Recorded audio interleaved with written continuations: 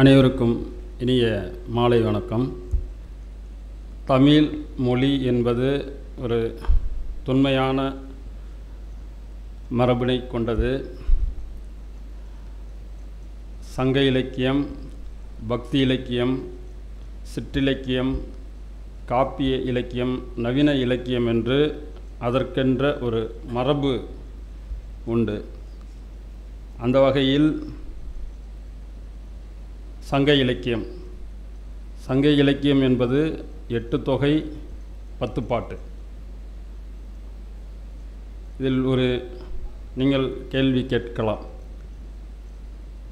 10 பாட்டை முதலில் சொல்வதா அல்லது 8 தொகையை முதலில் சொல்வதா என்று.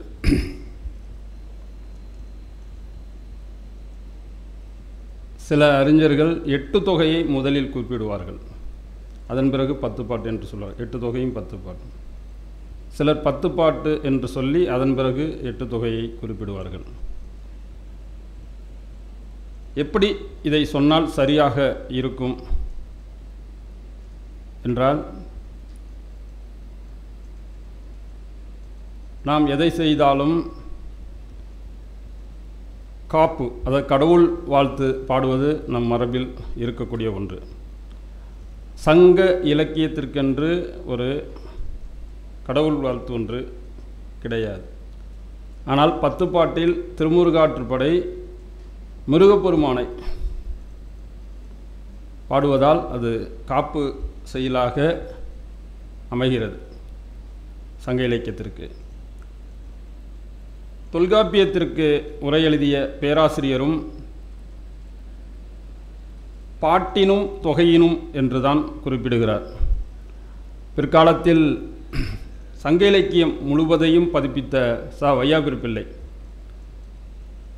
அவர்கள் பாட்டும் தொகையும் என்றுதான் குறிப்பிடுவார்கள். அதுபோன்று புலவராற்றுப்படையிலும் பாடி அருள் 10 பாட்டு 8 தொகையும் என்று குறிப்பிடப்படுகிறது. எனவே நாம் 10 பாட்டு 8 தொகை என்று சங்க இலக்கியங்களை குறிப்பிடலாம் என்று கருதுகிறேன்.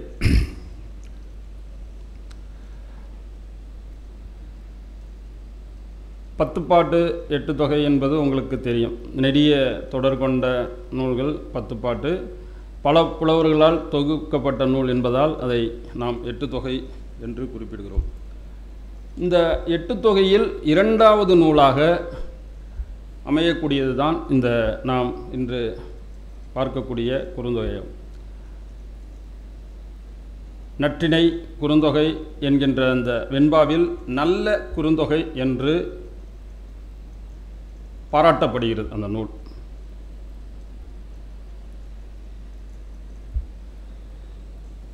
இந்த 8 தொகை நூல்கள் எல்லாம் பல புலவர்களால் பாடப்பட்டு பிற்காலத்தில் அது தொகுக்கப்பட்டது என்பதுதான் உரையாசிரியர், குறிப்பாக உரையாசிரியர் காலத்தில் இந்த நூல்கள் எல்லாம் தொகுக்கப்பட்டது என்பதுதான்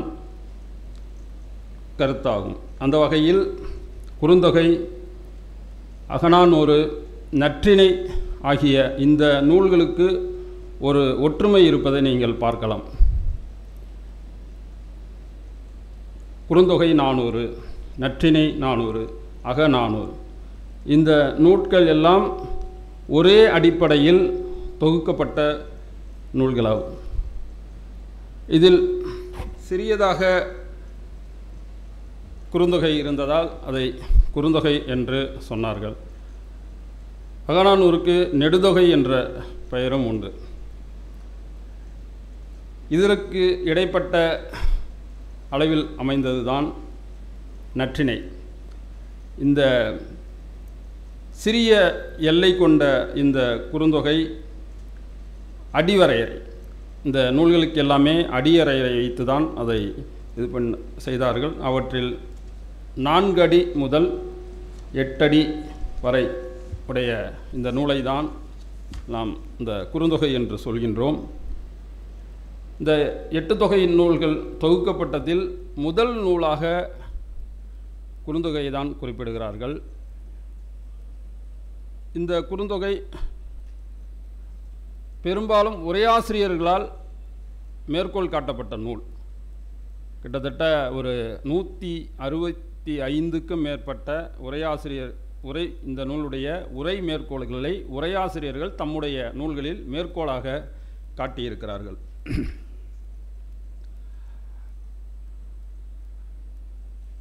இந்த நூலில் பொதுவாக குறுந்தொகை என்றால் 400 பாடல்கள் தானே இருக்க வேண்டும். ஆனால் இந்த நூலில் 401 பாடல் இருக்கிறது. இது எதனால் ஏற்பட்டிருக்கக்கூடும்? புலவர் தொகுக்கப்பட்ட காலத்திற்கு பின்பு அது ஏடு எழுதுவோர்களால், ஓலைச்சுவடியில் ஏடு எழுதுவோர்களால் எழுதப்படும் பொழுது சில பாடல்கள் விடுபடும், சேர்க்கப்படும்.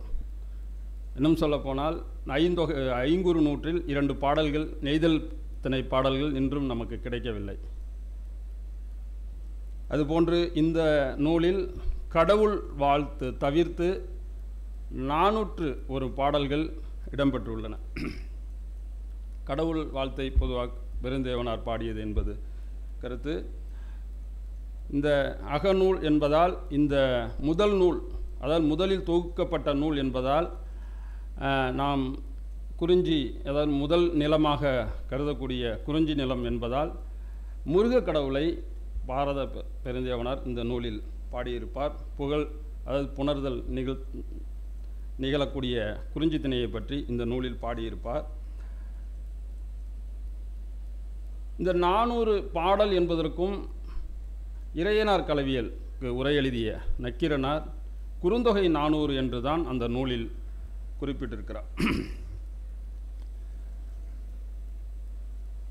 இந்த 401 பாடல்களில் 307ஆம் பாடலும் 391ஆம் பாடலும் 9 அடிகளாக இந்த 2 பாடல்களும் உள்ளன. இந்த பாடல்கள் தான் குறுந்தொகையில் இடம்பெறாத நூல்களாக இருக்கக்கூடும் என்று அறிஞர்களுக்கு ஒரு ஐயம் உண்டு. அந்த வகையில் 399ஆம் பாடல் 8 அடியாகவும் அதாவது இந்த 2 பாடல் தான் 9 அடிகள் உடைய பாடல்களாக உள்ளன. அவற்றில் இந்த 391வது பாடல் 8 அடிகள். பாட வேறுபாடுகள், பொதுவாக சோடிகளில் பாட வேறுபாடுகள் இருக்கும். ஏன் என்று சொன்னால், அந்த மூல ஆசிரியரால் எழுதப்பட்ட நூல் காலந்தோறும் அது படியெடுக்கப்பட்டு வரும்பொழுது படியெடுக்கக்கூடியவர்களால் தவறுதலாக சில பாடங்கள் மாறுபட்டும் போய்விடும். அந்த வகையில் இந்த 9 அடி பாடல் பாடம் பேதமாக 391ஆம் பாடல் இடம்பெற்றிருக்கிறது. அதுபோன்று 307ஆம் பாடலும் 9 அடியாக குறுந்தொகையில் இடம்பெற்றதோடு இந்த 307ஆம் பாடலை தான் உவே சாமிநாத ஐயர் அது இடம்பெறாது என்று குறிப்பிடுகிறார். ஆகவே அந்த 400 என்ற எல்லைக்குள் 391ஆம் பாடலோடு அது இடம்பெறுவதாக குறிப்பிடுகிறார்கள். அதுபோன்று பொதுவாக நாம் பெயர்களை, நூல் எழுதுவோரின் பெயர்களை இடையில் குறிப்பிடுவது கிடையாது, கடைசியில் தான் குறிப்பிடுவோம். அந்த வகையில் இந்த தொகுக்கப்பட்ட நூலில் 10 புலவர்களுடைய பெயர்கள் இடம்பெறவில்லை. அது அந்த தொடரின் பெயரால், அந்த பாடலின் தொடரின் பெயரால் தான் இடம்பெற்றிருக்கிறது. எஞ்சிய பாடியவர்களில் 205 அந்த பாடல்களை பாடியிருக்கிறார்கள். பொதுவாக எல்லா பழைய, அதாவது பழந்தமிழ் இலக்கியங்களுக்கும் உரை எழுதியிருப்பார்கள். நச்சினார்க்கினியர், பேராசிரியர். அதுபோன்று இந்த நூலுக்கும், அதாவது குறுந்தொகை அந்த 380 பாடலுக்கு பேராசிரியர் உரையும், கடைசியாக 20 பாடல்களுக்கு நச்சினார்க்கினியரும் உரை எழுதியிருக்கிறார்கள். இவ்வாறு நம்முடைய இந்த குறுந்தொகை தொகுப்பு நூல் காலந்தோறும் ஏடு எழுதுவோரால் 19ஆம் நூற்றாண்டு வரை மரபாக வந்தது. நமக்கு 19ஆம் நூற்றாண்டு என்பது ஒரு கல்வி பரவலாக்கம் செய்யப்பட்டதில் ஒரு முக்கியமான காலமாக நாம் கருதலாம். அந்த காலகட்டத்தில்தான் அச்சு இயந்திரம், அதாவது நூல்கள் அச்சிடக்கூடிய இயந்திரங்கள் நம்மிடையே வந்து காலங்காலமாக ஓலைச்சுவடியில் இருந்து வந்த நூல்கள் எல்லாம் அச்சில் ஏறத் தொடங்கின. அதன் பிறகுதான் கல்வி என்பது ஒரு சில சாராரிடம் இருந்தது, எல்லோருக்கும் பரவலாக போய் சேர்ந்த காலம் 19ஆம் நூற்றாண்டு. இன்னும் சொல்லப்போனால் தொடக்க காலகட்டத்தில் கூட நாம் பழந்தமிழ் நூல்கள் பெரும்பாலும் அச்சேறவில்லை. கால்டுவெல் திராவிட மொழிகளின் ஒப்பிலக்கம் என்ற நூலை எழுதும் பொழுது நம்மிடையே பழந்தமிழ் நூல்கள் 8 தொகை ஒரு நூல் கூட அச்சில் வரவில்லை. இதை உணர்ந்தவர்தான் சிவை தாமோதரன் பிள்ளை.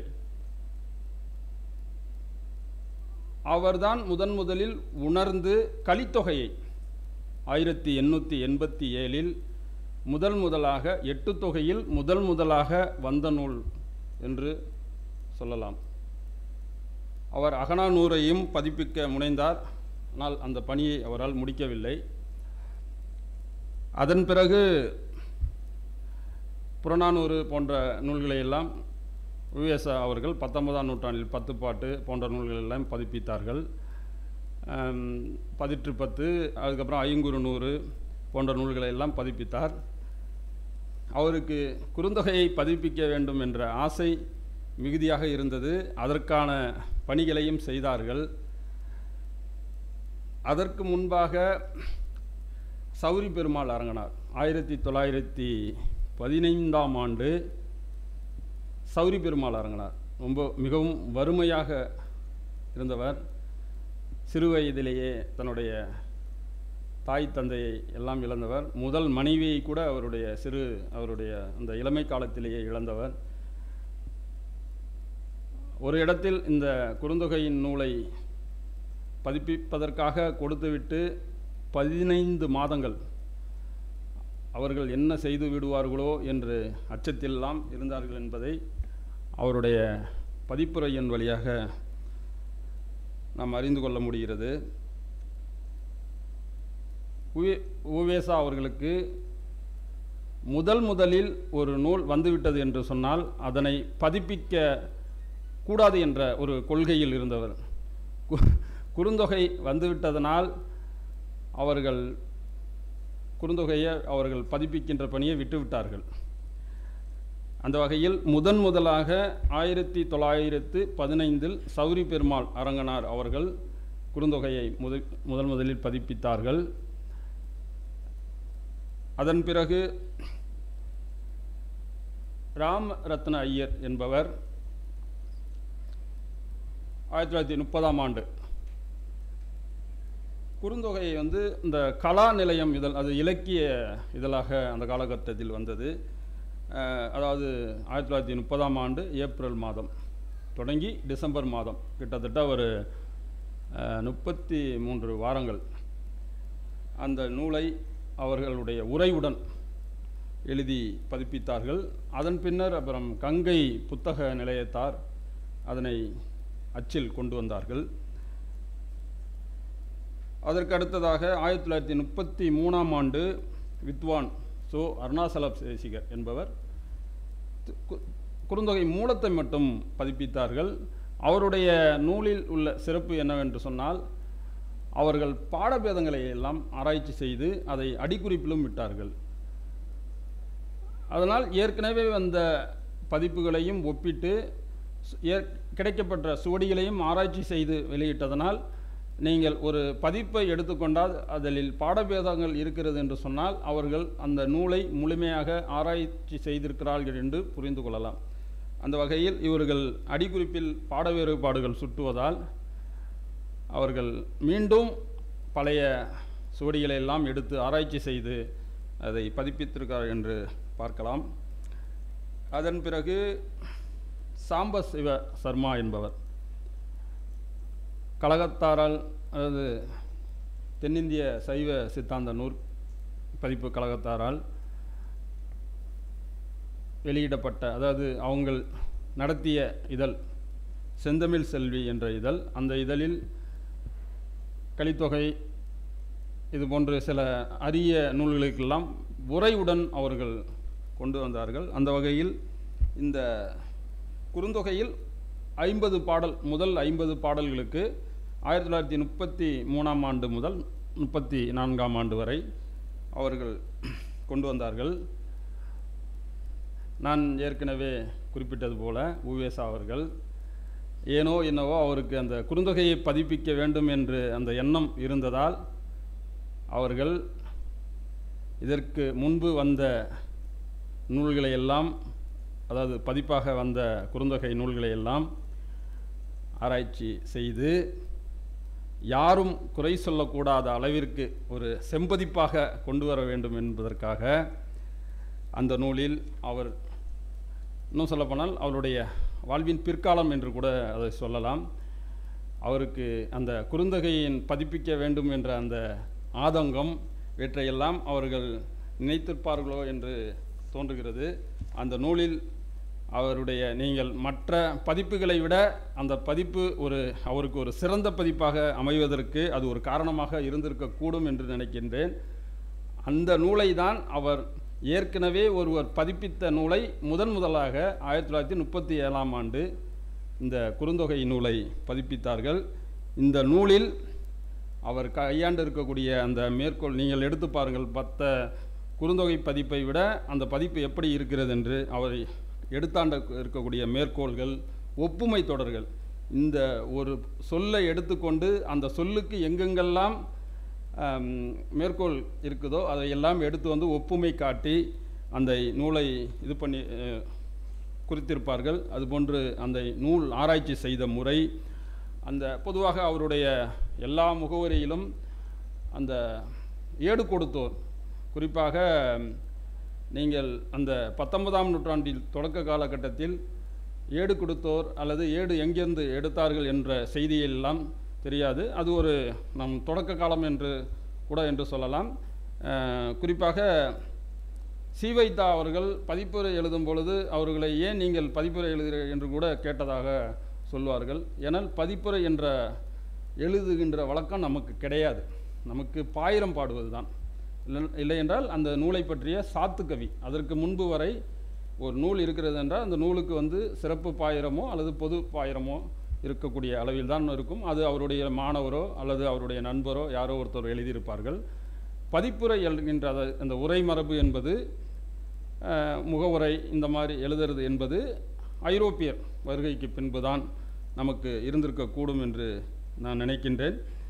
அதுபோன்று நம்முடைய இந்த உவேசா அவர்களுடைய நூலில் பெயர் அகராதி, பாட வேறுபாடு, அந்த நூல் சுட்டிய விதம் என்பது மிகவும் ஒரு செம்பதிப்பு என்ற நிலையில்தான் அந்த நூல் இருக்கும்.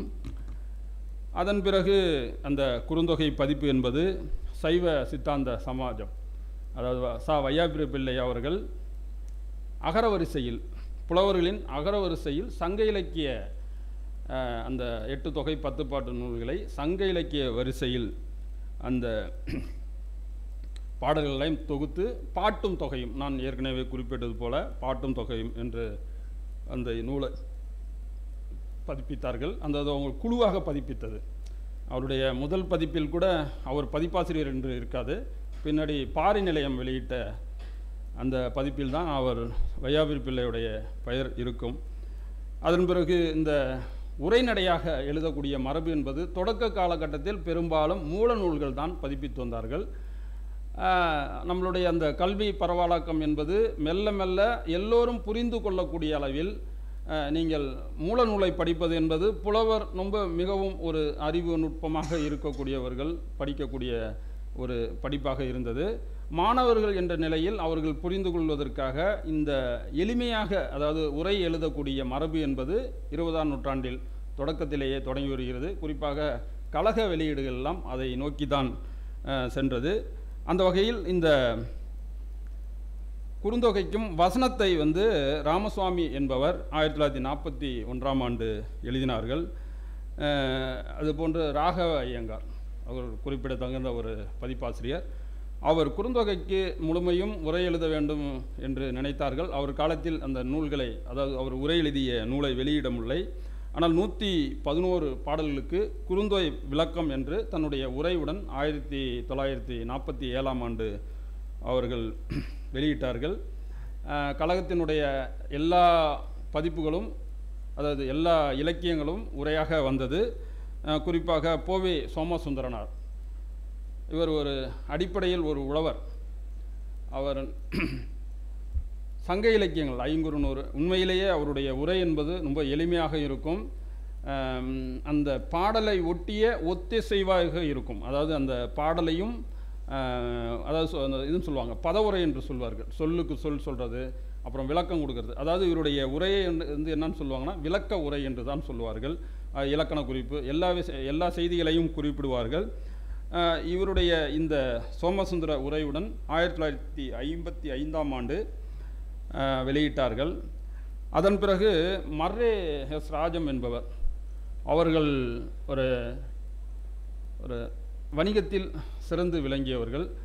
அவர்கள் இந்த நம்முடைய இலக்கியங்களை எல்லாம் கொண்டு வர வேண்டும். அதாவது நான் குறிப்பிட்டது போல தொடக்க காலத்தில் புணர்ச்சிகளை பிரிக்காமல் பாடல்களை பதிப்பித்தார்கள்.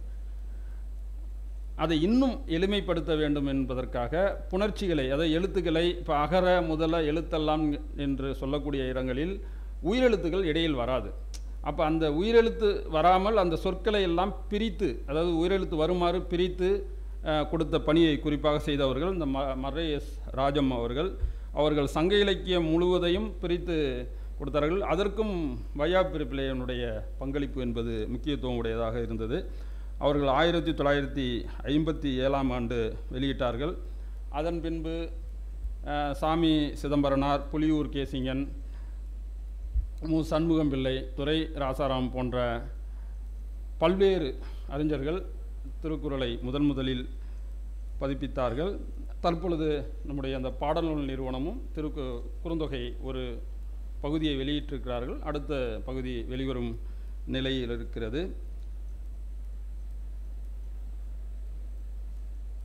இவ்வாறு இருந்த இந்த 20ஆம் நூற்றாண்டில் பதிப்பிக்கப்பட்ட குறுந்தொகை, அந்த நூலில் என்ன இருக்கிறது?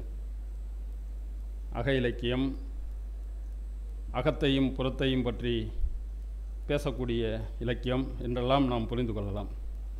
தட்பவெட்ப நிலையில் வேறுபட்டிருக்கும். அதுமாரி சமவெளி பகுதியான இந்த மருத நிலம், அதாவது வயல் சார்ந்த இடம் என்பது வேறுபட்டு, இப்போ இந்த சூழ்நிலைக்கு ஏற்பதான் பறவைகள், விலங்குகள், மக்களுடைய தொழில் இவையெல்லாம் அமைந்திருக்கிறது.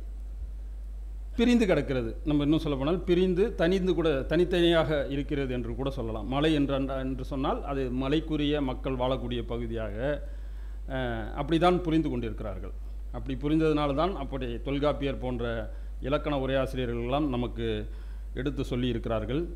இந்த வாழ்க்கை முறையை தான் திணைசார் வாழ்க்கை முறை என்று நமக்கு சொல்லி கொடுத்திருக்கிறார்கள். இந்த திணைசார் வாழ்க்கை முறைக்கு முன்பு இனக்குழு வாழ்க்கை முறையும் நம்மளுடைய அந்த சங்க இலக்கியத்தில் நாம் காண முடியும். இத்தகைய இந்த திணைசார் வாழ்க்கை முறையில் நில பாகுபாடு, ஒரு மனிதன் வாழ்வதற்கு அடிப்படையாக இருக்கக்கூடிய இடம் நிலம்.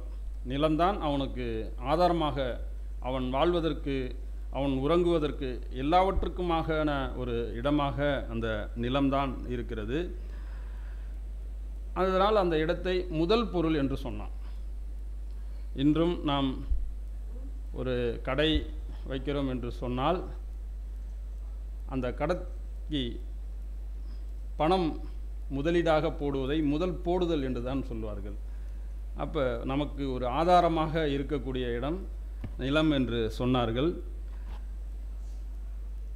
இந்த நிலத்தை குறிஞ்சி, முல்லை, மருதம், நெய்தல் 4 என்று தான் வகைப்படுத்தினார்கள். தொல்காப்பியர் குறிப்பிடும் பொழுது நிலம் நானிலம் என்று தான் சொன்னார்கள். அவர் எந்த இடத்திலும் நிலத்தை 4ஆக குறிப்பிடவில்லை. பாலை என்பது ஒரு நிலம் தமிழகத்தில் அவர் காலத்திலும் இல்லை, இன்றும் நாம் அது இல்லை என்று தான் சொல்ல வேண்டும். அது எப்பொழுது தோன்றுகிறது என்று நாம் பார்த்தோம் என்று சொன்னால், இந்த பருவ காலங்கள், மழை இல்லாத பொழுது அல்லது பருவமழை என்றே சொல்வார்கள். இந்த பருவமழை இல்லாத காலங்களில் சிறிது காலம் அது தரிசாக இருக்கும். அந்த காலத்தில் அது பாலையாக மாறும்.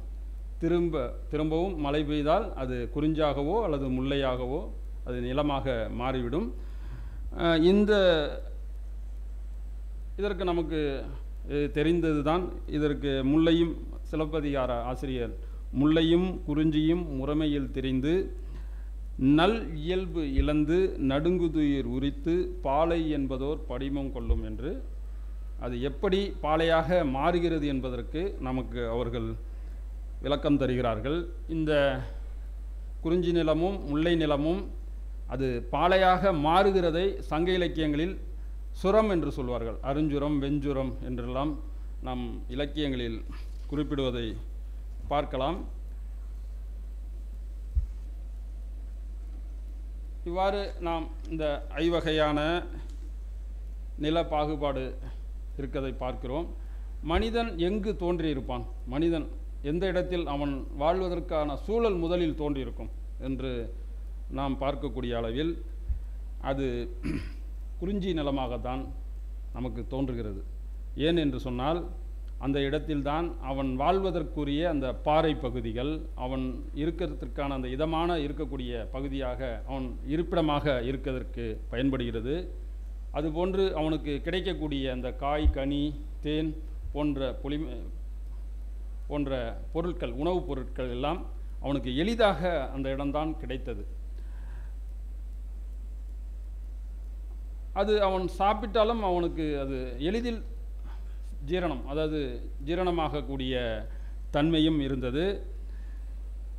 அதை தாண்டிய முல்லை பகுதியாக இருக்கட்டும், சமவெளி பகுதியான அந்த வயல் சார்ந்த பகுதியெல்லாம் நாம் இன்று பார்ப்பது போல இருந்திருக்காது. மிகுந்த காடுகளாகவும் மிகுந்த சமவெளி சதுப்பு நிலங்களாக தான் இருந்திருக்கும். இதெல்லாம் எப்படி சாத்தியமாகியது என்று நாம் பார்த்தால் அதை தான் நாம் இரும்பு காலம் என்று சொல்கின்றோம். இரும்பு காலம் வந்த பின்புதான் இந்த நிலங்கள் எல்லாம் மாறுகிறது. அத்தகைய இந்த குறிஞ்சி நிலத்தில் அவர்களுக்கு கிடைக்கக்கூடிய அந்த உணவுப் பொருட்களை தேடுதல், வேட்டையாடுதல் போன்ற தொழில்களை எல்லாம் செய்தார்கள். நம்முடைய அந்த ஒழுக்கங்கள் என்று சொல்லக்கூடிய அளவில் கூட ஒரு இடத்தில் கைலாசபதி அவர்கள் சொல்வார்கள், வேட்டுவ வாழ்க்கை என்பது மனித வளர்ச்சியின் முற்பட்ட நிலையில் இருந்தது. அது உணவு சேகரிக்கும் நிலை. அது பின்னர் குறிஞ்சி நில வாழ்க்கையாகவும் ஒழுக்கமாகவும் தமிழரிடையே குறிக்கப்பட்டு வந்தது என்று அவர்கள் கலாநிதி கைலாசபதி அவர்கள் நமக்கு கூறி சென்றிருக்கிறார்கள். இந்த இடத்தை தான், அதாவது நாம் குறிப்பிட்டது போல, இந்த குறிஞ்சி நிலம்தான் மனிதன் தொடக்கத்தில் வாழ்வதற்கு அடிப்படையாக அமைந்த இடம். அவன் பின்னர் இந்த வேட்டையாடுவதற்கு கற்கருவிகள் போன்ற அதாவது எளிமையாக கிடைக்கக்கூடிய அந்த கல், கம்பு போன்ற கருவிகளை எல்லாம் பயன்படுத்தினான். இன்னும் சொல்ல போனால் மனிதன் குரங்கிலிருந்து வந்தான் என்பதற்கே அவன் இந்த கோலை கையில் எடுத்தது தான் நமக்கு உணர்த்துவார்கள். இன்றைக்கும் மற்ற விலங்குகளை விட குரங்கிற்கு கால்களை கைகளாக பயன்படுத்தும். நாய் இருக்கிறது என்றால் 4 கால்களை தான் பயன்படுத்தும். ஆனால் குரங்கு மட்டும்தான் கையை காலாகவும் காலை கையாகவும் பயன்படுத்தும். இதிலிருந்து தான் மனிதன் வந்தான் என்பதற்கு நாம் இன்றும் செங்கோல் என்று பேசுவது, கையில் மந்திரக்கோள் என்று வைத்திருப்பதெல்லாம், முனிவருடைய கையில் ஒரு தண்டாயுதம் இருக்கும். இவையெல்லாம் என்பது மனிதன் எடுத்த கோல் என்று தான் நமக்கு சொல்கிறார்கள். அந்த அவன் வேட்டையாடிய பொழுது அவனுக்கு கிடைத்த அந்த இறைச்சி என்பது நீண்ட நாள் வைத்திருக்க முடியாது. அதனை அவன் உடனே அந்த குழுவிற்கு அவன் பகிர்ந்து கொடுக்க வேண்டும். இல்லை என்றால் அது கெட்டு போய்விடும். இதுதான் அன்றைக்கு இருந்த நிலை.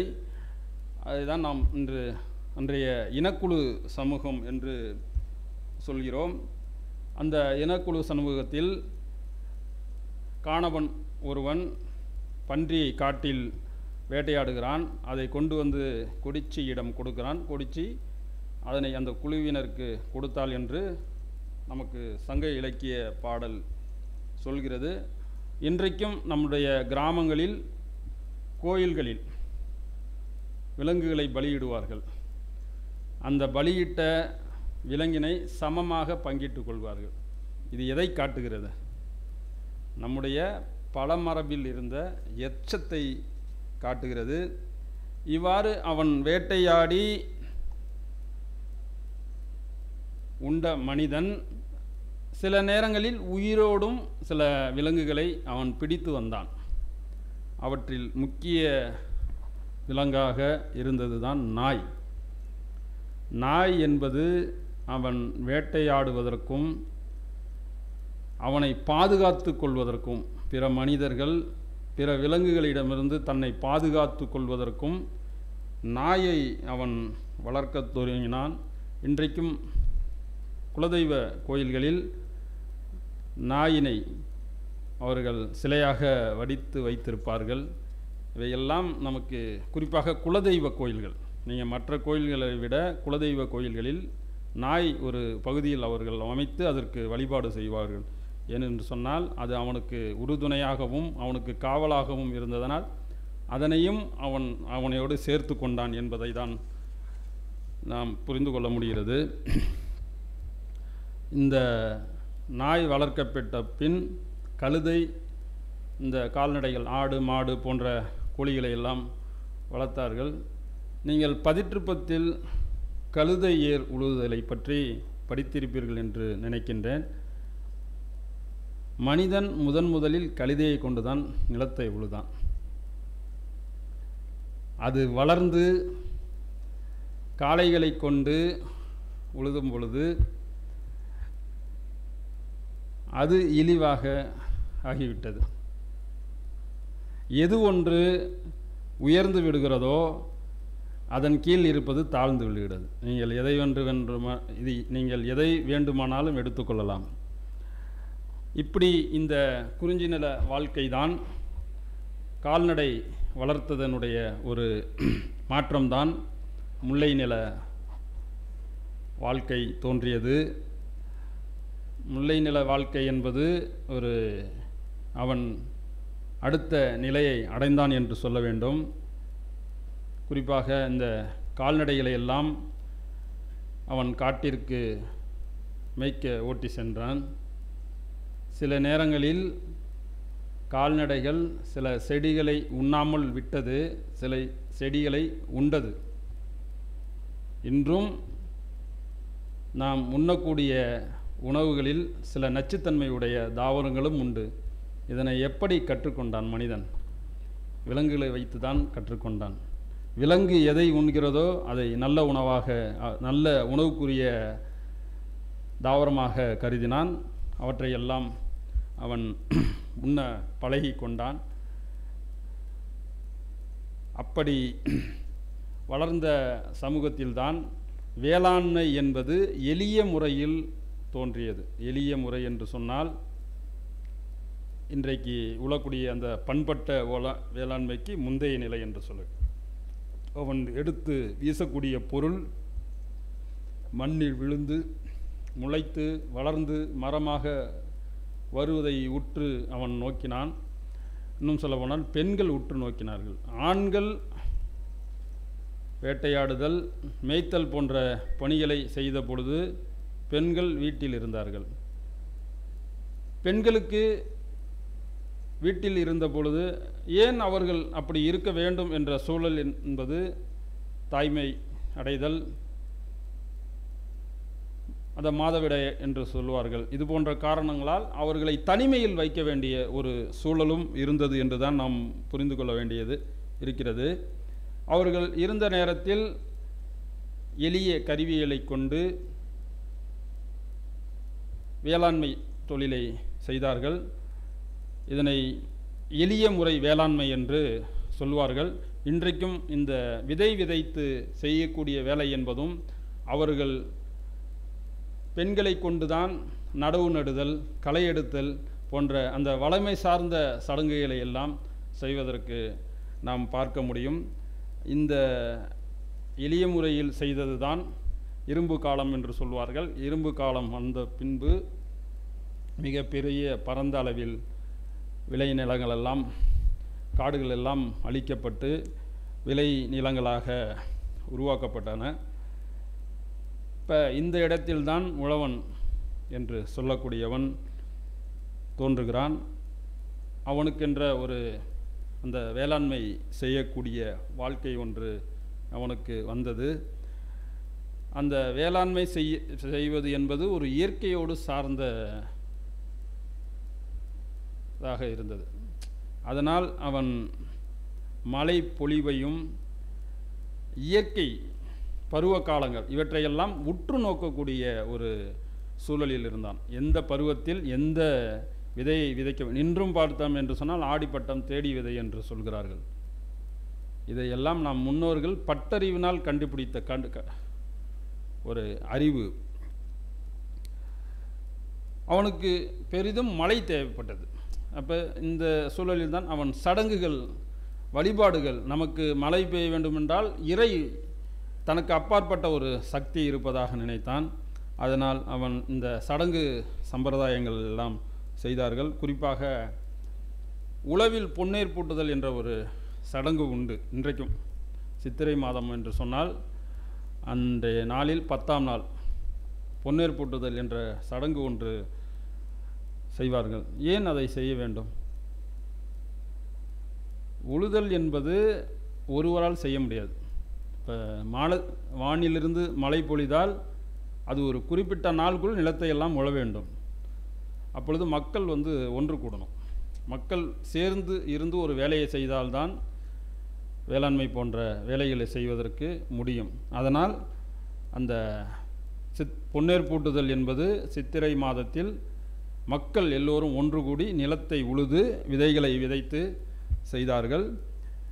நமக்கு ஒரு சிந்தனை, குறுந்தொகை 131ஆம் பாடல், ஈரம்பட்ட செவ்வி பைப்புணத்து ஓர் உழவன் போல, ஓர் ஏர் உழவன் போல அப்படின்னு சொல்லி ஒரு அகப்பாடல், ஒரு உவமை வந்திருக்கிறது. அதாவது ஈரம்பட்ட செவ்வி பைப்புணத்து ஓர் ஏர் உழவன் போல. வானிலிருந்து மழை பொழிகிறது, அந்த நேரத்தில் எல்லோரும் உழ வேண்டும். ஆனால் அவனிடம் பலரும் சேர்ந்து உழ வேண்டும். ஆனால் அவனிடம் ஒரு கலப்பை மட்டும்தான் இருக்கிறது. அவனுடைய நிலை எப்படி இருக்கும் என்பது நான் ஏற்கனவே குறிப்பிட்டது போல, அகத்தில் புறத்தை பேசுவதும் புறத்தில் அகத்தை பேசுவதும் என்பது இணைந்தே இருக்கும். அவனுடைய வாழ்க்கை பல ஏர் இருக்கக்கூடிய இடத்தில் ஒரு ஏரை கொண்டு உழக்கூடியவனுடைய நிலை எப்படி இருக்கும் என்பதை நமக்கு இந்த பாடலடி உணர்த்துகிறது. இந்த பரந்துபட்ட வேளாண்மை என்பது அடுத்த கட்டமாக உற்பத்தி, உபரி உற்பத்தி என்று சொல்வார்கள். மருத நிலம் வளர்ச்சி தான் சமூகத்தில் உற்பத்தியை சேமித்து வைக்கக்கூடிய ஒரு பகுதியாக இருந்தது. அந்த தலைவன் எல்லா விளையாட்டும் விளையாடுவான். அத்தகைய அந்த தலைவன் உற்பத்தியில் வளம் மிகுந்தவனாக இருந்தான். இந்த மருத நிலம் அடுத்ததாக கடற்கரை ஒட்டிய அந்த உப்பு போன்ற பொருட்களை எல்லாம் விளைவித்தார்கள். இதனின் வழியாக தான் நமக்கு இந்த பண்டமாற்று முறை என்பதெல்லாம் வளர்ந்தது. இவ்வாறு நம்முடைய இந்த குறிஞ்சி நிலம் தொடங்கி நெய்தல் நிலம் வரை தன்னுடைய இந்த கட்டமைப்பை தான் தொல்காப்பியர் போன்ற இலக்கண நூலார்கள், இலக்கியங்கள் எல்லாம் நமக்கு அந்த பாகுபாட்டை நமக்கு எடுத்து காட்டுகிறது. இந்த நான் குறிப்பிட்டது போல இந்த குறிஞ்சி நிலமும் முல்லை நிலமும் வளம் குன்றிய பகுதி, அதுபோன்று மருத நிலம் வளம் மிகுந்த பகுதி. இந்த பகுதிகள் ஒன்றோடு ஒன்று சமநிலை, அதாவது என்னென்னா உற்பத்தியை பகிர்ந்து கொள்ளக்கூடிய இடமாக மருத நிலம் இருந்தது. இன்னும் சொல்லப்போனால் பிற்காலத்தில் பல்லவ சோழ பாண்டிய அரசுகள் எல்லாம் இந்த உற்பத்தியை மையமாக கொண்ட, வேளாண்மையை கொண்ட ஒரு மையமாக கொண்ட பேரரசுகள் தான் மருத நிலத்தை சார்ந்து தான் இருந்தது என்பதை நாம் புரிந்து கொள்ள முடியும். இப்போ இந்த சூழலிலிருந்து நிலம் என்று நாம் பேசிவிட்டோம். சங்க இலக்கியத்தில் திணை என்று பேசுகிறார்கள். அப்பொழுது திணை முதலில் வந்ததா? திணை எதை குறிக்கிறது? குறுந்தொகையில் குடி, குளம் போன்ற சொற்களை எல்லாம் குறிப்பதை நமக்கு காட்டுகிறது. திணை என்பதற்கு ஒழுக்கம் என்று சொல்கிறார்கள். ஒழுக்கத்தை குறிக்கிறதா அல்லது நிலத்தை குறிக்கிறதா? ரெண்டுத்தையுமே குறிக்கிறது. திணை என்கின்ற சொல் இலக்கண நூலர்கள் குறிப்பிடுவது போல அது நிலத்தையும் குறிக்கிறது, ஒழுக்கத்தையும் குறிக்கிறது. அப்படி என்றால் எதை முதலில் குறித்திருக்க வேண்டும்? விளக்கு இருக்கிறது. அது சுடர்விட்டு எரியும் பொழுது அதை நாம் விளக்கு என்று சொல்கிறோம். அது சுடர்விட்டு எரியாத பொழுது நாம் அதை என்ன சொல்வோம்? அது எரிவதனால்தான் நம்ம அதை விளக்கு என்று சொல்கின்றோம். ஒரு நிலம் இருக்கிறது, அது விளையும் பொழுது அது நெல் விளைந்தால் வயல் என்று சொல்கிறோம். அது விளையாத பொழுது அது தரிசு நிலம் என்று சொல்வார்கள். இப்படிதான் அவர்கள் இறையனார் களவியல் உரையாசிரியர் நக்கீரனார் அவர்கள் திணை என்ற சொல் நிலத்தை முதலில் குறித்ததா ஒழுக்கத்தை குறித்ததா என்று கூறுமிடத்தில் அது ஒழுக்கத்தை தான் குறித்தது என்பதற்கு அவர்கள் இந்த சுடர்விடும் விளக்கு என்பது சான்றாக காட்டுவார்கள். அதாவது ஒழுக்கம் என்பது நிகழ்ந்தால்தான் நிலம் இருக்கும், அது எந்த நிலம் என்பதை குறிக்கும் என்று அவர்கள் திணை என்பது ஒழுக்கத்தை தான் குறிக்கும் என்று நமக்கு எடுத்து சொல்லி இருக்கிறார்கள். இந்த திணை என்பது தொல்காப்பியர் நான்நிலம் வகைப்படுத்தினார். திணையை 5ஆக பாகுபடுத்தினார்கள். இன்னும் சொல்லப்போனால் எழுதிணை, கைக்கிளை, பெருந்திணை. அது அன்பிற்குரிய திணையாக கிடையாது. அந்த அன்பிற்குரிய திணையுள் கைக்கிளையும் பெருந்திணையும் வந்துவிடும். அதாவது கைக்கிளை முதல, பெருந்திணை இருவாய், முற்பட கிளந்த எழுதிணை என்பது தொல்காப்பியர் குறிப்பிடக்கூடிய 7 திணைகள். இதில் நம்ம அன்பிற்குரிய திணைகள் 5 திணை தான். அதாவது எதுனா முல்லை, குறிஞ்சி, பாலை, மருதம், நெய்தல். தொல்காப்பியர் இப்போ நாம் இது வரைக்கும் குறிஞ்சியை முதல் நிலமாக தோன்றியதுன்னு சொல்கிறோம். அவர் திணையை பாகுபடுத்தும் போது முல்லையை சொல்கிறார். அப்படி சொன்னால் நமக்கு குழப்பமாக இருக்குதுல்ல. இப்போ என்ன சொல்கிறாங்கன்னா, காலம் பார்த்தீங்கன்னு வச்சிங்களேன், நீங்கள் சங்க இலக்கியங்கள்லாம் பார்த்தீங்கன்னா கார் காலத்தை தான் நீங்கள் காலம்னு பார்க்குறப்ப மழை பெஞ்சதுன்னா பூ பூக்கும். காலத்தை எப்படி கணிச்சாங்க? நிலத்தை வச்சு தான் கண்டுபிடிச்சாங்க. இப்போ நிலத்துக்கு மழை பெய்யறதுன்னு பார்த்தீங்கன்னா கார்காலம். அது எதுக்குரியதாக இருக்குது? முல்லை நிலத்துக்குரியதாக இருக்குது. அப்போ அவருடைய காலத்தில் அந்த திணையை பாகுபாடு செய்யும் பொழுது முல்லை நிலம் கார்காலத்தினுடைய தொடக்கமாக இருந்ததுனால அவர் சுட்டி காட்டுறார். இன்னும் சொல்லப்போனால் நாம் சொல்வது என்று பார்த்தால் குறிஞ்சி, முல்லை, மருதம், நெய்தல், பாலை என்று தான் நாம் இன்று வகைப்படுத்தி சொல்கின்றோம். அவர் சொல்லவும் என்று ஒரு இடத்தில் குறிப்பிடுவார்கள்.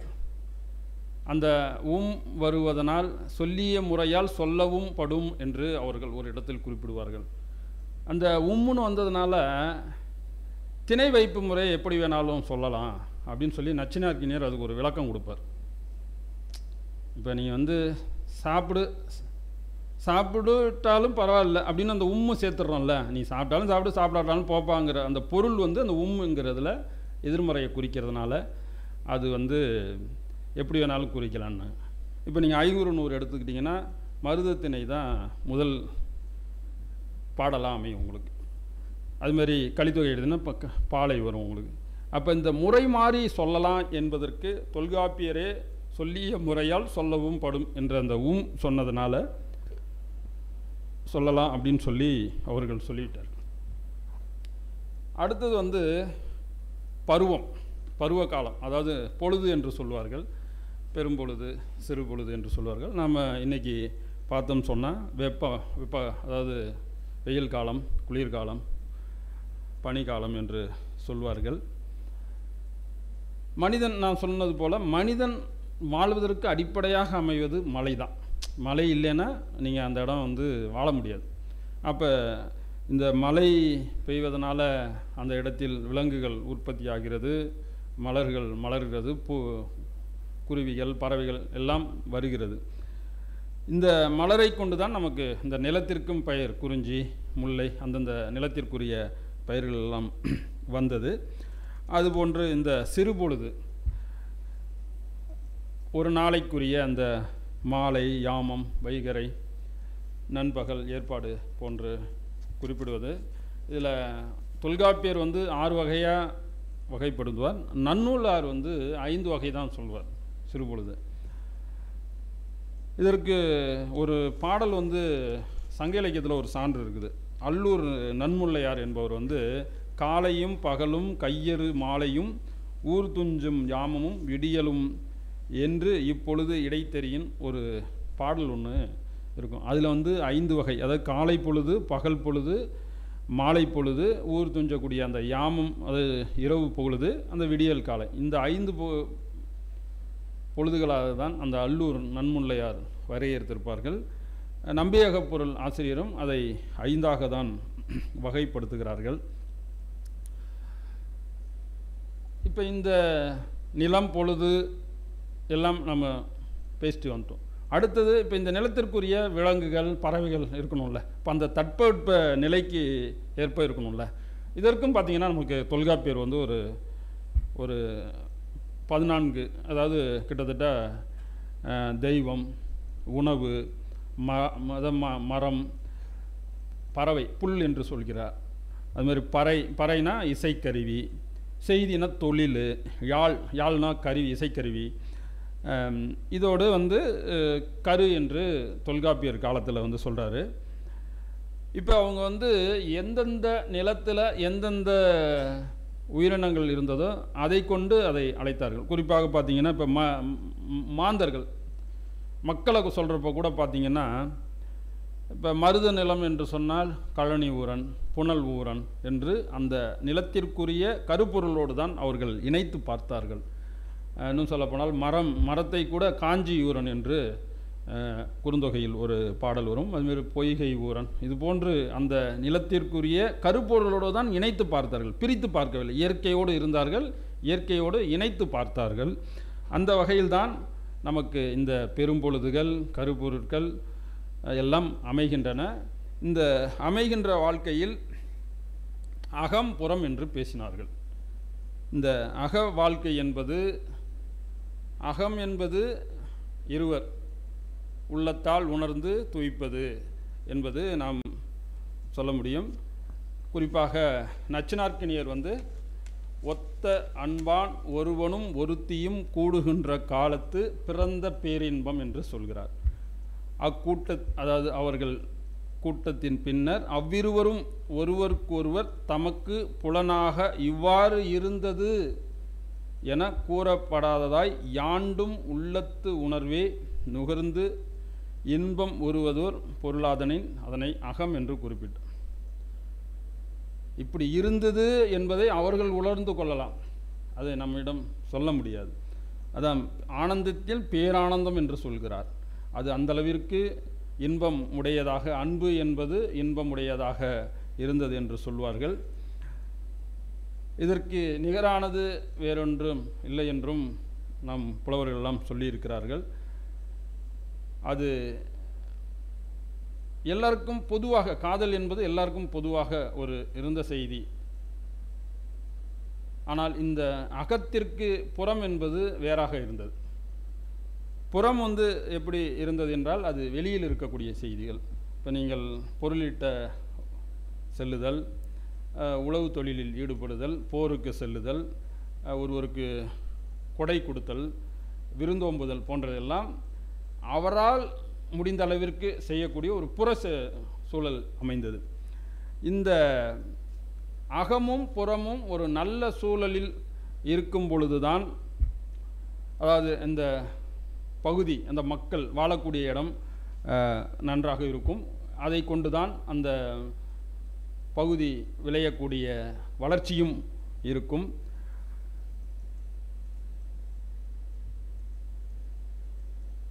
இதற்கு அடிப்படையாக நமக்கு இருப்பது என்பது இந்த அகவாழ்வின், இந்த அகப்புறம் என்று பேசியதில் அகவாழ்வு என்பது தலைவன் அல்லது தலைவி, அவங்க யாரை விரும்புகிறார்களோ அதன் வழியாக களவு வாழ்க்கை என்பது தொடங்குகிறது. இந்த களவு வாழ்க்கையின் முடிவாக தான் தலைவன் தலைவி ஆகிய இந்த இருவரும் திருமணம் செய்து கொள்வார்கள். இந்த திருமணம் செய்து கொள்வதற்கு என்பது பொருள் தேவைப்படுகிறது. இன்றைக்கு நாம் பொருள் என்று சொன்னால் நாம் தந்தை முன்னோர்கள் சேர்த்து வைத்தை சொல்வோம். ஆனால் அன்றைய காலத்தில் அப்படி செய்வது வழக்கம் இல்லை. இல்வாழ்க்கை வாழ்வதற்கு தலைவன் பொருள் ஈட்டி கொண்டு வந்துதான் வாழ்க்கை வாழ வேண்டும். அவன் கொண்டு வந்த வாழ்க்கையில் தர்மம், தான தர்மங்கள் செய்ய வேண்டும். அது அறம் என்று கருதினார்கள். தான் மட்டும் வைத்து கொள்வது அல்ல. அதுதான் நம்ம இன்றைக்கி இருக்கக்கூடிய ஒரு சிக்கலில் அது ஒன்று. ஆனால் அன்றைக்கு அப்படி அவர்கள் இல்லை. தான் வைத்து கொண்டது போக பிறருக்கும் கொடுத்து உதவினார்கள். அதை தான் அறம் என்று சொன்னார்கள். அதுதான் வாழ்க்கை என்றும் நமக்கு கற்றுக் கொடுத்தார்கள். இல்வாழ்க்கை வாழ்வதெல்லாம், திருவள்ளுவர் என்ன சொல்றார்? இல்வாழ்க்கை வாழ்வதெல்லாம் விருந்தோம்பி வேளாண்மை செய்தல் பொருட்டு என்று குறிப்பிடுகிறார்கள். அப்போ வரும் விருந்தினருக்கு உதவுதல், வறியவருக்கு கொடுத்தல், இதுதான் அவர்களுடைய தலையாய கடமையாக இருந்தது என்று கூட சொல்லலாம். இந்த சூழல் அமையும் பொழுதுதான் இல்வாழ்க்கையும் நன்றாக அமைந்தது. இப்போ தலைவன் இல்லாத பொழுது தலைவியால் அறம் செய்ய முடியாது. அதை எல்லாம் கடிந்தார்கள். தலைவன் பேசுவார்கள், பரத்தை பற்றி கூட பேசுவார்கள். பரத்தை வீட்டிற்கு தலைவன் போகிறதை எந்த புலவர்களும் ஏற்றுக்கொள்ளவில்லை. அதை கடிந்து தான் பேசியிருக்கிறார்கள். அதை இழிவாக தான் கருதி இருக்கிறார்கள். இப்போ இந்த இல்வாழ்க்கையின் அறத்தின் பயனாக அவர்களுக்கு இந்த குழந்தை பேறு என்பது அடுத்த கட்டத்தை நகர்த்தும். அந்த அவன் சேர்த்து வைத்த அந்த சொத்து அல்லது அந்த உடைமை என்பது அவனுடைய அந்த வாரிசு. ஒரு காலத்தில் அப்படி இல்லை. இனக்குழு சமூகம் என்று பார்க்கும் பொழுது அது எல்லாம் பரவலாக எல்லோருக்கும் எல்லாமாக இருந்த காலம். அதை தாண்டி ஒரு நிலம் உடைமை என்ற காலம் வந்தது. அந்த காலகட்டத்தில், அதாவது போர் சமூகம், வீரயுகம் என்று குறிப்பிடுவார்கள். குறிப்பாக சங்க இலக்கியத்தை வீரயுகம் என்று கூட குறிப்பிடுவார்கள். நிலம் என்பது ஒரு உடைமையாக மாறிய காலம். அந்த போர் சமூகத்தில் கூட குழந்தை பேறு இல்லாதவர்கள் ஒரு விதிவிலக்காக கூட அவர்கள் ஈடுபடாமல் இருந்தார்கள். அத்தகைய இந்த சமூகத்தில் அகவாழ்வில், இப்போ புறவாழ்வில் நீங்கள் கொடுத்த தான தர்மங்களை இன்னார் கொடுத்தார் என்று கூறினார்கள். ஆனால் அகவாழ்வில் அவ்வாறு கூறவில்லை. பெயர் சுட்டுதல் கிடையாது. அது ஏன்னா ஒரு இருவர் உள்ளத்தில் நிகழக்கூடிய ஒரு நிகழ்வு. அவர்களுடைய அந்த இயற்பெயர் இன்னாரும் இது பண்ண காதல் கொண்டார்கள் என்று சொல்வது வழக்கம் இல்லை.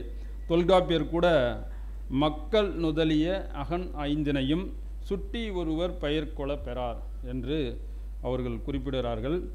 இந்த எச்ச ஊமை வரதனால் அந்த கைக்கிளை பெருந்தினையும் இதில் நான் ஏற்கனவே சொன்னது போல் அந்த எதிர்மறை உண்மை வருவதால் இந்த கைக்கிளை பெருந்தினை, அதாவது கைக்கிளை பெருந்தினை என்பது பொருந்தா காமம், ஒருதலை காமம், இவற்றோடு இந்த மரபுக்குள்ளேயே வரக்கூடியதாக இருக்கிறது. நான் அதான் ஏற்கனவே குறிப்பிட்டது போல இந்த அகவாழ்வு என்பது தனி மனிதனுக்கு உரியது அன்று. அது இந்த சமூகத்திற்கான ஒரு பொதுமையாக இருந்தது. அதனால் அவனுடைய அந்த தலைவனுடைய இயற்பெயர் என்பது இடம்பெறவில்லை. ஆனால் நீங்கள் சில பாடல்களில் போர் முறை கொடை வழங்கும் பொழுது அந்த மன்னனுடைய பெயர்கள் சுட்டி இருப்பதை பார்க்கலாம். ஆனால் அவன் அந்த பாடலுக்குரிய தலைவன் கிடையாது. அவனை புகழ வேண்டும் என்பதற்காக அந்த தலைவனுக்குரிய நாடாகவோ அல்லது தலைவிக்குரிய அந்த நாடாகவோ தான் அவர்கள் இருப்பார்கள். இதில் கூட நாம் ஒரு வாழ்க்கையை முழுமையாக கொண்ட ஒரு நூல் நெடுநல் வாடை. அது முழுக்க அகவாழ்வையே பேசி கொண்டு வரும். அதில் அந்த நூலில் ஒரு இடத்தில் அதாவது அந்த பாடலில் பாண்டிய நெடுஞ்செழியனையும் அவனுடைய மனைவியை பற்றியான அந்த பற்றியெல்லாம் பேசி வரும். ஒரு இடத்தில் அவனுக்குரிய மாலையை குறிப்பிடுவார்கள். அதனால் அது புறம் என்று நச்சினார்க்கினியர் குறிப்பிடுவார். இதிலிருந்து நாம் என்ன புரிந்து கொள்ள வேண்டும் என்று சொன்னால், இயற்பெயர் தெரிந்துவிட்டால் அது புற இலக்கியம் என்பதை நமக்கு உணர்த்தி செல்கிறார்கள். பாடல்களில் அகத்திணை பாடல்கள், புறத்திணை பாடல்கள் என்று பார்க்கிறோம். புறத்திணையில் யார் தலைவன், யார் அந்த இதற்குரிய புகழுக்குரியவன் என்பதெல்லாம் பார்க்கலாம். அப்படி என்றால் இவர்களுடைய பெயர்களை எப்படி சுட்டினார்கள்? தலைவன், தலைவி, தோழி, பாங்கன், பாணன் போன்றவர்களெல்லாம் அகப்பாடல்களில் நாம் இடம்பெறுவதை காண முடியும். இந்த அகப்பாடலுக்குரிய தலைமை மாந்தராக இருக்கக்கூடியவர்கள் தலைவன், தலைவி. இந்த சங்க இலக்கியம், இப்போ நம்ம தலைவன் என்று சொல்லும் பொழுது காப்பிய இலக்கியங்களில் தன்னகிரி இல்லா தலைவன் என்று சொல்வார்கள். நாம் அப்படி இந்த சங்க இலக்கிய தலைவர்களை பார்க்க முடியாது. அவர்கள் ஒரு எளிய பின்னணியில் இருப்பவர்களாக தான் பார்க்கலாம். கல்வி, ஒழுக்கம் ஆகியவற்றில் சிறந்தவர்களாக இருந்தார்கள். அதுபோன்ற இந்த உயர்குடியில் பிறந்தவர்களாக இருந்தார்கள் என்று எல்லாம் சொல்கிறார்கள். அப்புறம் அவர் அந்த தலைவன் என்பவர் தலைவியோடு பழகுவதில் உண்மையாக இருக்க வேண்டும் என்பதை எல்லாம் சொல்வார்கள். அவன் எந்த நிலத்தை சேர்ந்த தலைவனாக இருக்கக்கூடும் அப்படின்னு நம்ம பார்க்குறோன்னா, இப்போ ஒவ்வொரு நிலத்துக்குரிய தலைவன் அந்த நிலத்திற்குரிய பெயரோடு இணைத்து கூறியிருக்கிறார்கள். இப்போ நாடன் என்று சொன்னால் அவன் குறிஞ்சி நிலத்திற்குரிய தலைவனாகவும், கானகன் என்று சொன்னால் அவன் முல்லை நிலத்திற்குரிய தலைவனாகவும், ஊரன், மகிழ்நன் என்று சொன்னால் அது மருத நிலத்திற்குரிய தலைவனாகவும், சேர்ப்பன், துறைவன், புலம்பன் போன்ற பெயர்களெல்லாம் நெய்தல் நிலத்திற்குரிய தலைவனாகவும் குறிப்பிடார்கள். அவன் ஒரு செல்வ வளமை உடையவனாக இருப்பதனால் அவனை குன்றநாடன், கானகநாடன், மலைநாடன், கழனி ஊரன் என்றெல்லாம் நமக்கு இலக்கியங்கள் சுட்டி காட்டுகிறது. தலைவியால் காதலர், உறவோர், கிழவன் என்று சொன்னால் உரிமை உடையவன், கணவன் என்றெல்லாம் தலைவியால் தலைவன் சுட்டப்படுகிறான். தலைவியால் தலைவன் புகழவும் பட்டிருக்கிறான், இகழவும் பட்டிருக்கிறான். அவன் மாட்சிமை பொருந்திய தலைவனாக இருந்தான் என்பதை பீடுகிழு குரிசில் என்று குறுந்தொகை பாடல் குறிப்பிடுகிறது. அவன் இகழ்வது என்பது அவன் இந்த குறிப்பாக அந்த பரத்தமை மருதநிலுடைய தலைவனுடைய புற ஒழுக்கத்தால் அவன் சில பொய்களை கூறுவதாக இருப்பதனால் அவன் அதில் வல்லவனாக இருக்கிறான் என்று தலைவி குறிப்பிடுவாள். இந்த அகவாழ்வில் அவர்கள்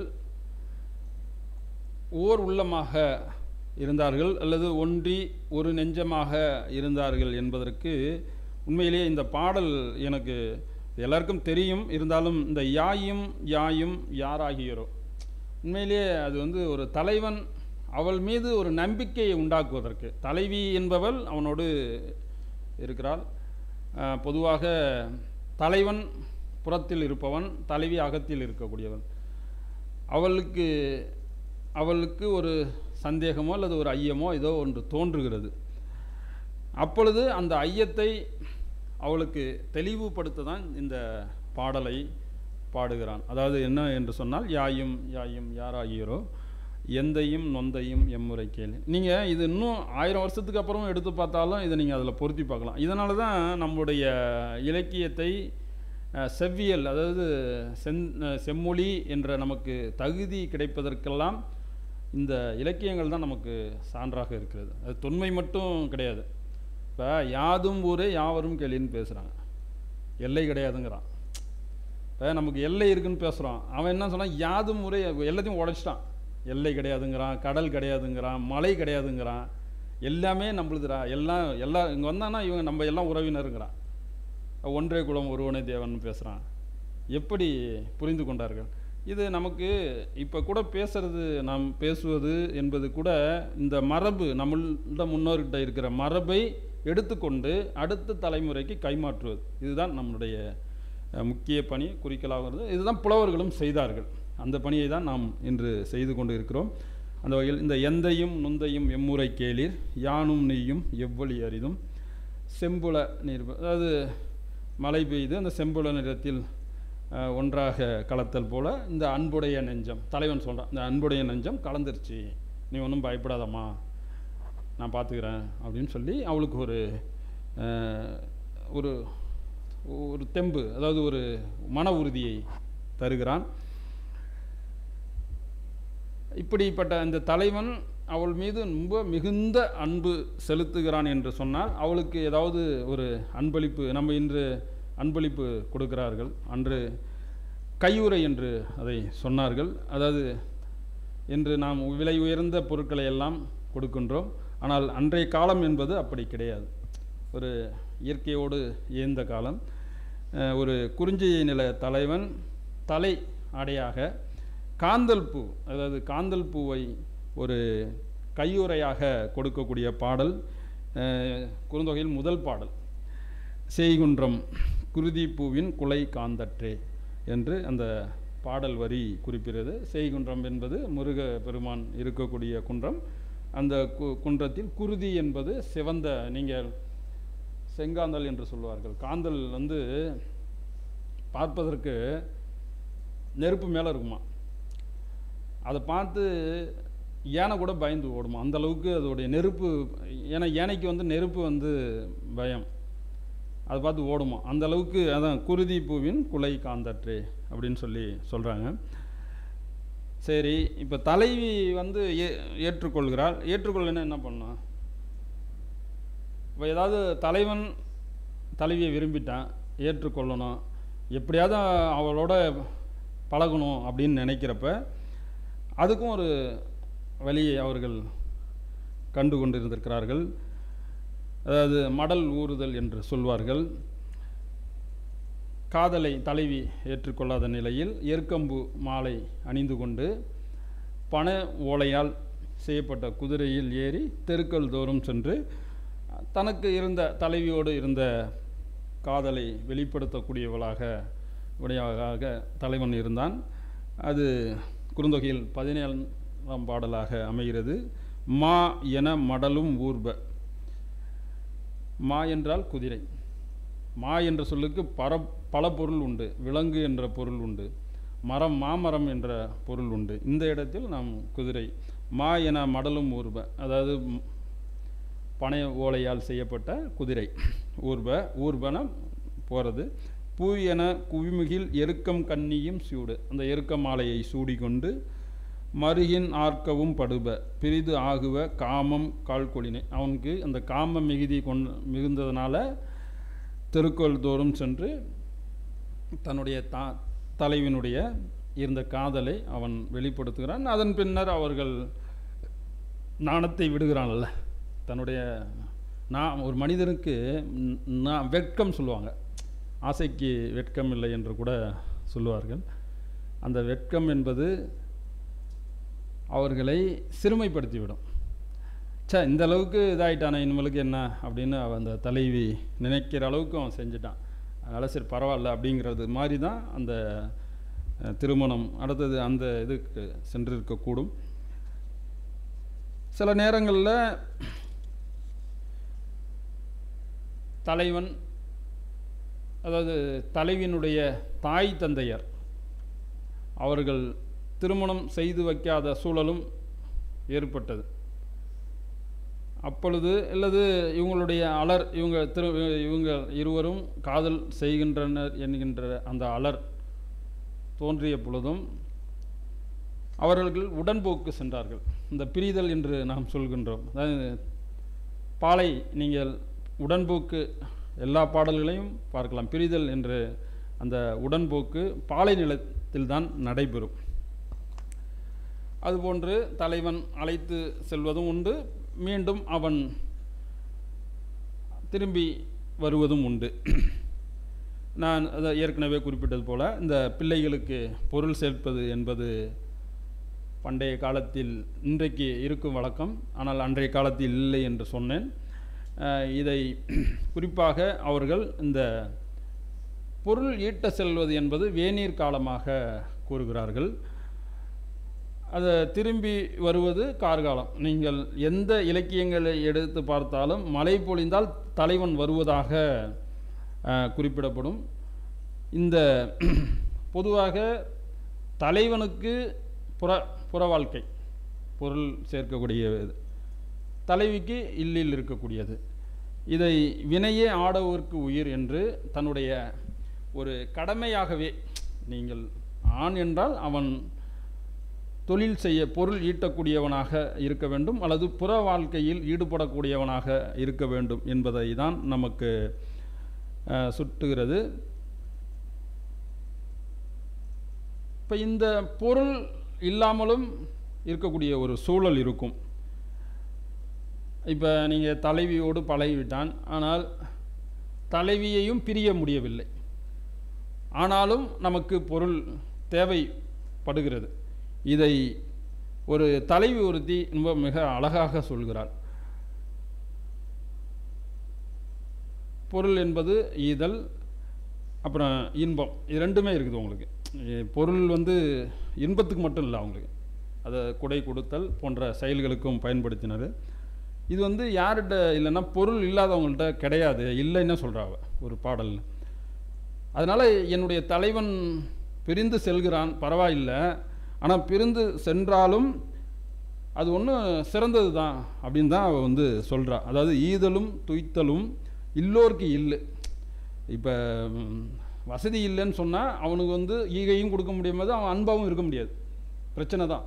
நீங்கள் பொருள் இல்லைன்னா வீட்டில் சண்டை நடக்கும். நீங்கள் இன்றைக்கும் பாருங்கள், பணம் இல்லை காசு இல்லைன்னு சண்டை அதனால தான் வரும். பெரும்பாலும் பணம் இருக்கிற இடத்துல அந்த பிரச்சனை வராது.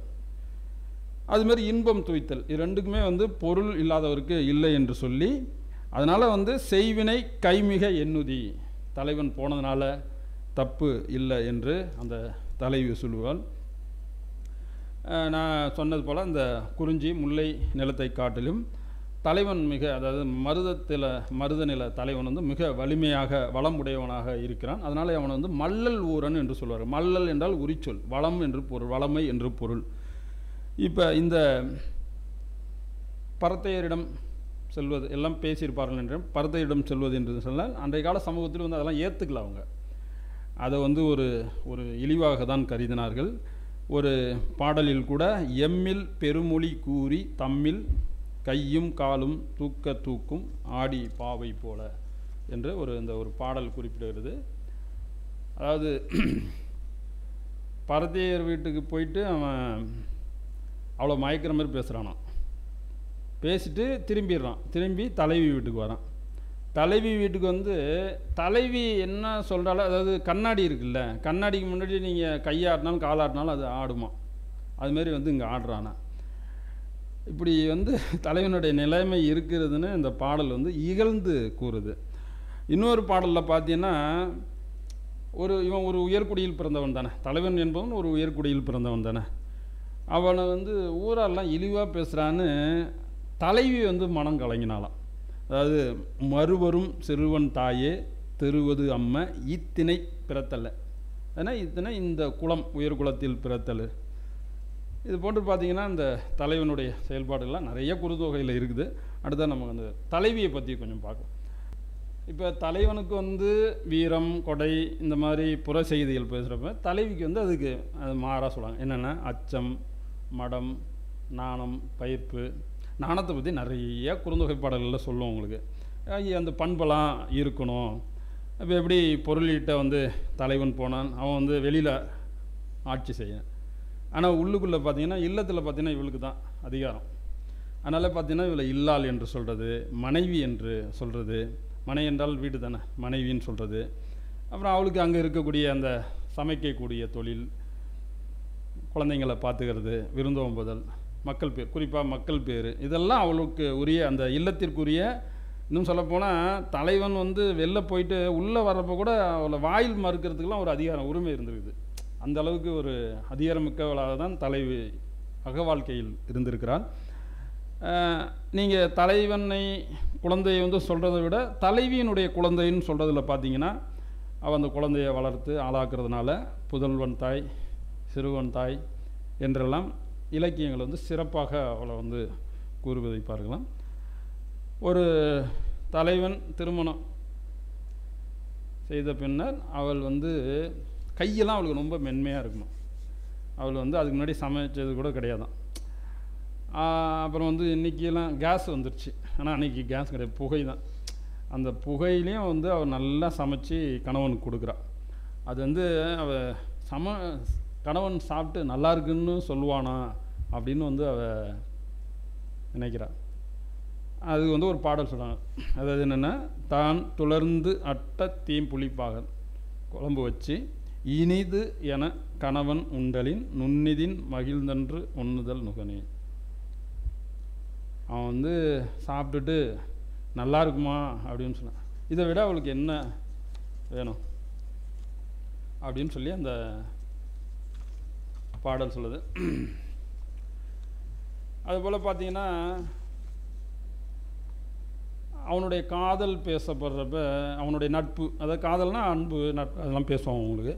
அது எப்படி இருந்ததுன்னு சொன்னால், நிலத்தினும் பெரிது வானினும் உயர்ந்தன்று இந்த கடல் ஆழத்தை விட அளவு என்று அப்படின்னு சொல்லி சொல்கிறது. தலைவன் தலைவி இவங்கள்ட்ட பார்த்தீங்கன்னா இந்த காமங்கிற பேசுகிறது வந்து தலைவிக்கு தான், வேட்கைன்னு சொல்லுவாங்க, விருப்பம் சொல்கிறது.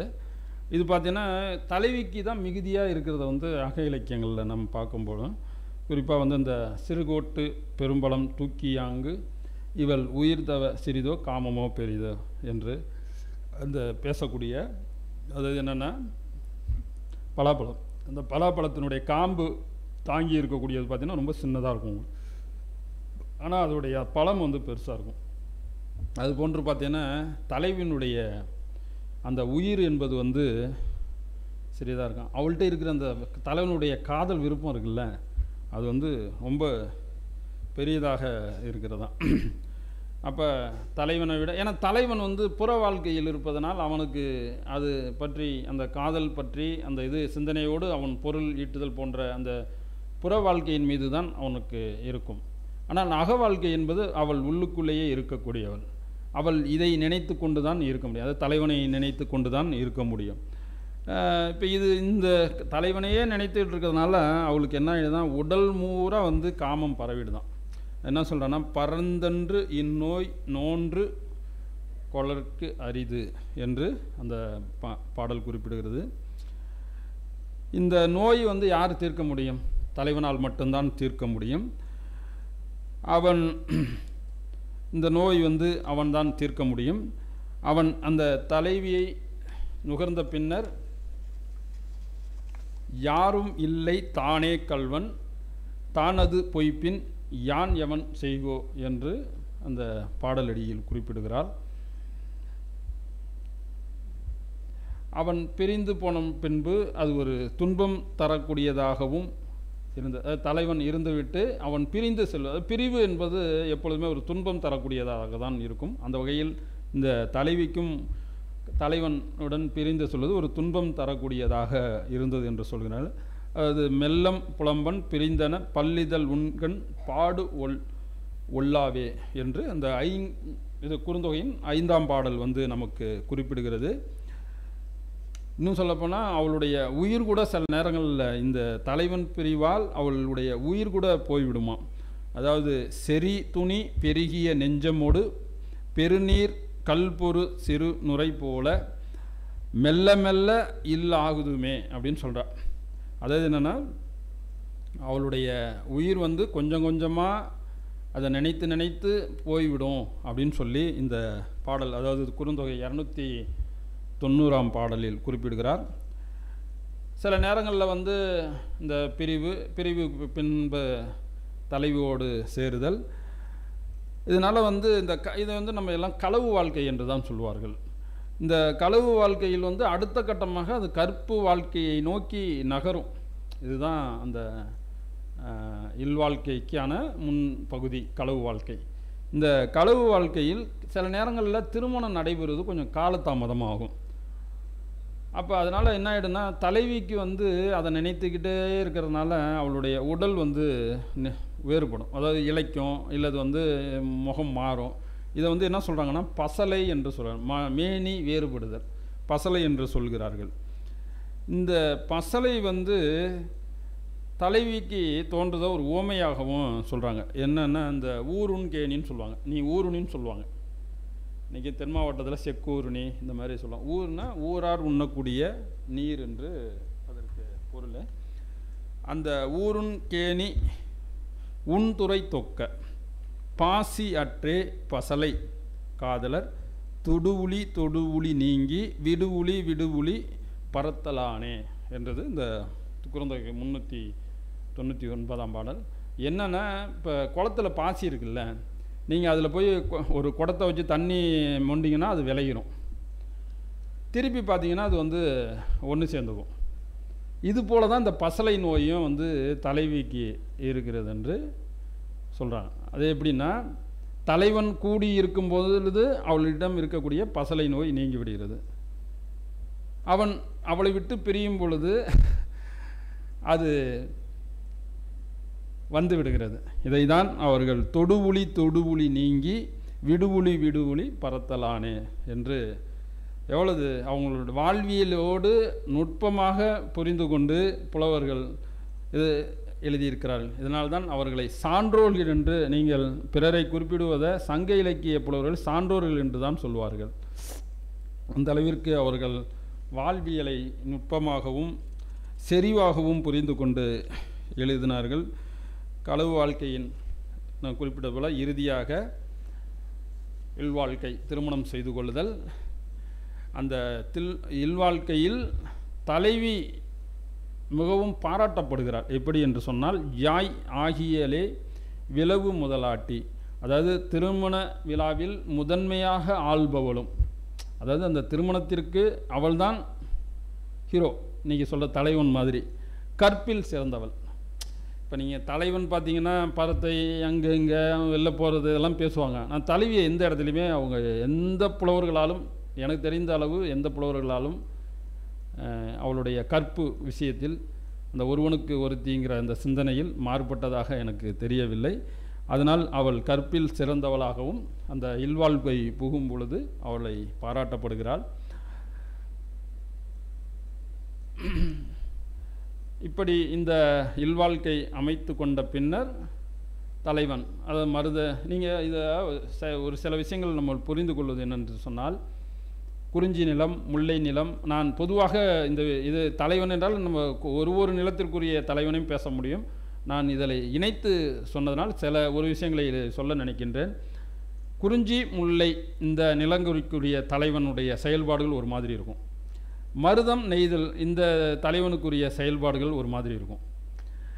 குறிஞ்சி முல்லை நிலங்களில் இருக்கிறவங்க பார்த்திங்கன்னா வறுமையில் இருக்கக்கூடியவங்க, அவங்க பரத்தையர்கள்ட்ட போகிறதுங்கிறது ரொம்ப அரிதாக இருக்கும். ஆனால் இந்த முல்லை நெய்தல்ங்கிறது வந்து வணிகம், வேளாண்மை உற்பத்தி வந்து ஒரு வளமாக இருந்த பகுதி. இவங்களை வந்து இந்த பகுதியில் இருக்கிறவங்கள இதை காட்டுவாங்க. நீங்கள் இதை பிரித்து பார்க்கலாம்.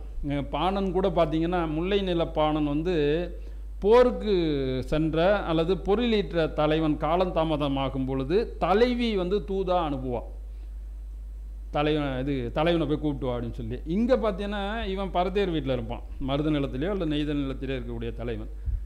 அங்கே இருக்கக்கூடிய பாணன் வந்து, பாணன்னா தெரியுதுங்களா, அவன் வந்து ஒரு பண் இசைத்து பாடக்கூடிய இசை மரபை சேர்ந்தவன். அவன் தான் ஆதியிலே இசை மரபு. இன்றைக்கி நம்ம முத்தமிழ்னு பேசுகிறோம்ல, இயல் இசை நாடகம்னு பேசுகிறோம்ல, அதை வளர்த்தெடுத்தவங்களே அவங்க தான்.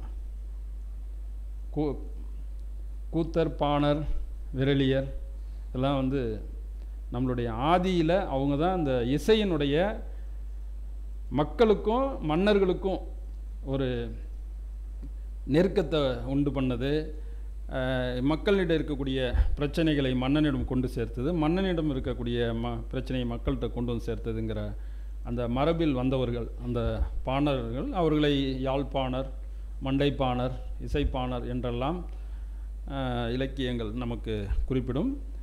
இந்த வாழ்வில் அதாவது அந்த தலைவனுடைய பரத்தையர் வீட்டில் இருக்கக்கூடிய தலைவன் இல்லத்தை நாடும் பொழுது அவனை வரக்கூடாது என்ற சொல்லக்கூடிய அளவிற்கு, வீட்டிற்கு வரக்கூடாது என்று சொல்லக்கூடிய அளவிற்கு அவளுக்கு அதிகாரம் இருந்ததையெல்லாம் நமக்கு இந்த பாடல்கள் சுட்டுகிறது.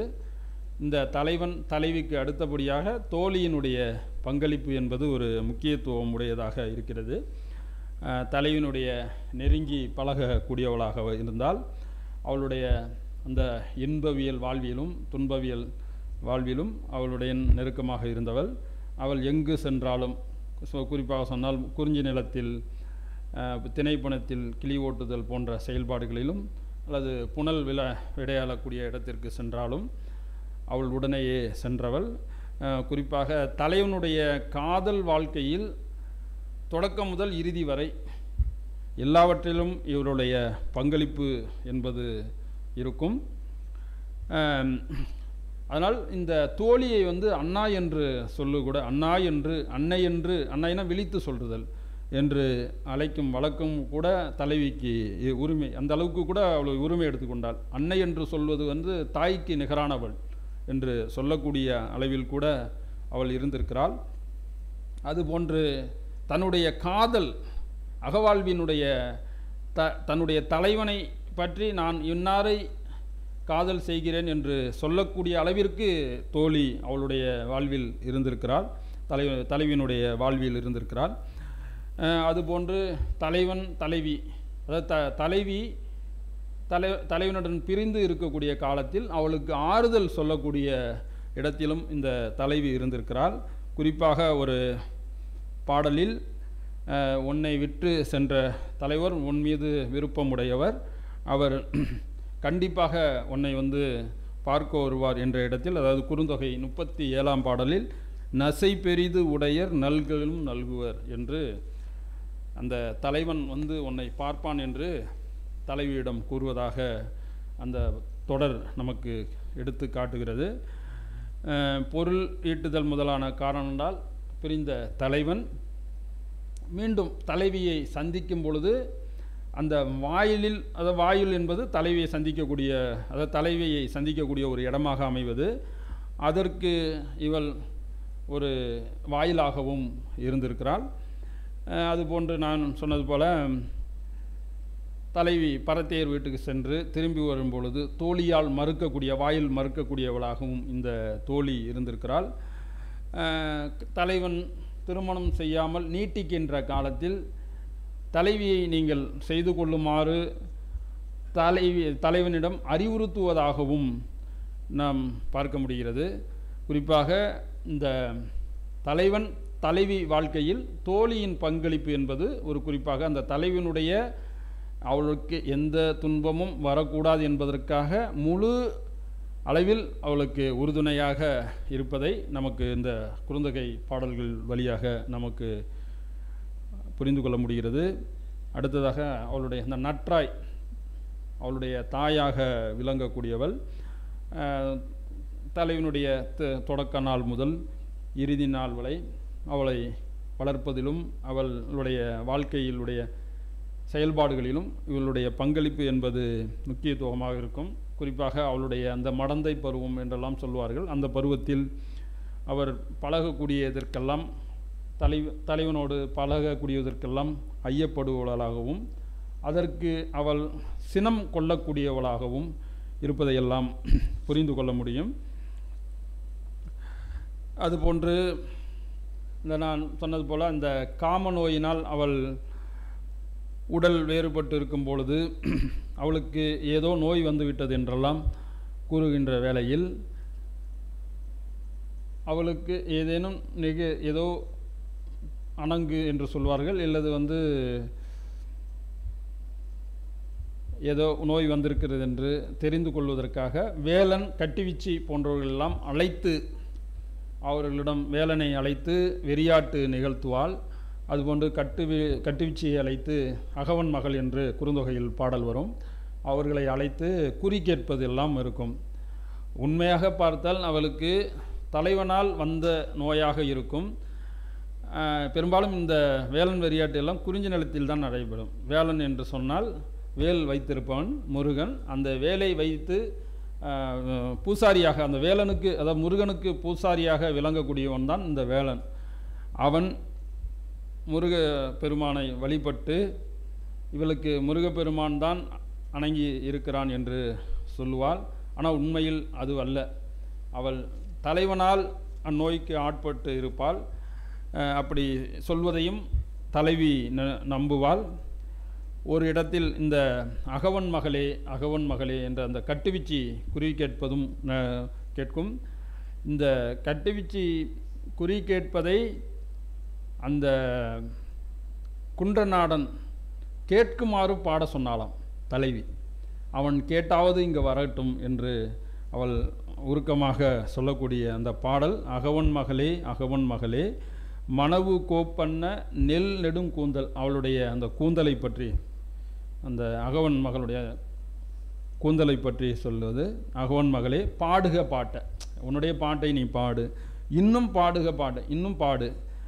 அவர் நெடும் குன்றம் பாடிய பாட்டு, அவருடைய குன்றம் கேட்குமாறு நீ பாடிக்கொண்டே இரு, அதை கேட்டாவது தலைவன் வருவானா என்று சொல்லக்கூடிய அந்த சிறந்த பாடல். சில நேரங்களில் நான் சொன்னது போல் உடன்போக்கு போகும் பொழுது அவர் சென்ற காலத்தில் நற்றாய், அதாவது அன்னையானவள் புலம்புவாள். சில நேரங்களில் திருமணம் செய்து வைப்பதும் உண்டு. அத்தகைய ஒரு பாடல், சினைதோறும் தீம்பழம் தூங்கும் பலவின் ஓங்குமலை நாடனை வருவும் என்றோலே என்ற பாடலில் சரி, அவங்க 2 பேரும் விரும்பிட்டாங்க, சரி அவங்களுக்கு கல்யாணம் பண்ணி வச்சிடலாம் அப்படின்னு சொல்லிட்டு அந்த மலை நாட்டுக்குரிய தலைவனுக்கு திருமணம் செய்து வைப்பதாக அமைந்த பாடல். தலைவனுடைய தந்தை, செவிலித்தாய்,